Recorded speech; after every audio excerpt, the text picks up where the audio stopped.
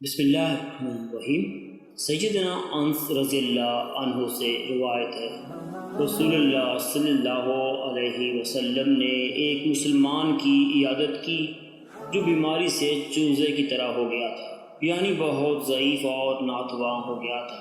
آپ صلی اللہ علیہ وسلم نے اس سے فرمایا، تم کچھ دعا کیا کرتا تھا یا اللہ تعالیٰ سے کچھ سوال کیا کرتا تھا؟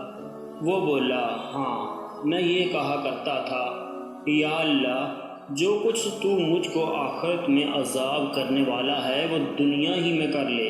رسول اللہ صلی اللہ علیہ وآلہ وسلم نے فرمایا، سبحان اللہ، تجھے اتنی طاقت کہاں کہ اللہ کا عذاب اٹھا سکے؟ دنیا میں تو نے یہ کیوں نہیں کہا، اللہم آتنا فی الدنیا حسنہ وفی الآخرہ حسنہ وقنا عذاب النار؟ یا اللہ مجھ کو دنیا میں بھی بھلائی دے اور آخرت میں بھی بھلائی دے، اور مجھ کو بچا لے جہنم کے عذاب سے۔ پھر آپ صلی اللہ علیہ وآلہ وسلم نے اس کے لیے دعا کی اللہ عز و جل سے، اللہ تعالیٰ نے اس کو اچھا کر دیا۔